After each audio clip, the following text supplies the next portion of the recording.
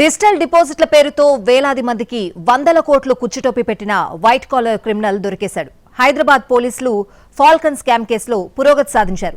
వందల కోట్ల రూపాయల స్కామ్ చేసి విదేశాలకు పారిపోయిన ఆ సంస్థ ఎండీని అదుపులోకి తీసుకున్నారు. దీంతో ఈ కేసు ఓ కొలుకొచ్చే అవకాశం కనిపిస్తోంది.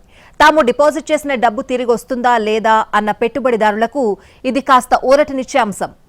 ఫాల్కాన్ ఎండీ అమర్దీప్ ను తెలంగాణ సిఐడి పోలీసులు అరెస్టు చేశారు. ముంబైలో ఆయన్ను అదుపులోకి తీసుకున్నారు.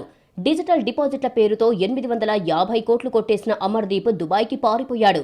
దీంతో ఆయనపై ఇప్పటికే లుకౌట్ నోటీసులు జారీ అయ్యాయి. ఈ నేపథ్యంలో గల్ఫ్ నుంచి ఆయన ముంబైకి చేరుకోవడంతో విశ్వసనీయ వర్గాల సమాచారం మేరకు అతన్ని పోలీసులు అదుపులోకి తీసుకున్నారు.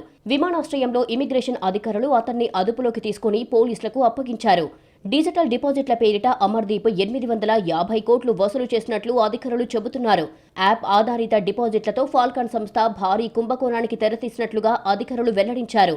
షేర్ మార్కెట్ పెట్టుబడుల పేరుతో ప్రజలను అమర్ మోసం చేసినట్లు ఆరోపణలు ఉన్నాయి. స్కామ్ వెలుగులోకి రాగానే అమర్దీప్ దంపతులు దుబాయ్కి పారిపోయారు. ఈ కేసులో ఇప్పటికే సీఈఓ అమర్దీప్ సోదరుణ్ణి అధికారులు అరెస్టు చేశారు. గల్ఫ్ నుంచి ముంబైకి వచ్చిన అమర్దీప్ ను పోలీసులు పట్టుకున్నారు. ముంబై ఇమిగ్రేషన్ అధికారుల సమాచారంతో ఫాల్కాన్ ఎండీని తెలంగాణ పోలీసులు అరెస్టు చేశారు. ఎంఎన్సీ కంపెనీలో పెట్టుబడుల పేరుతో అమర్దీప్ పెద్ద ఎత్తున డబ్బులు వసూలు చేసినట్లు విచారణలో బయటపడింది.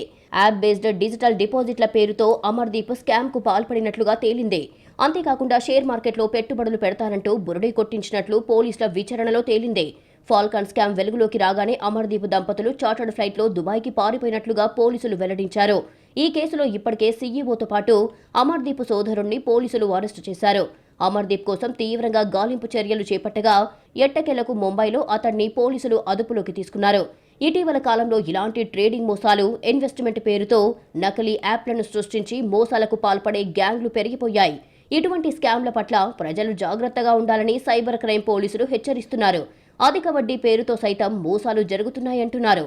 ఫాల్కాన్ స్కామ్లో కేవలం తెలుగు రాష్ట్రాల నుంచే కాకుండా దేశవ్యాప్తంగా వేల సంఖ్యలో బాధితులు ఉన్నారు.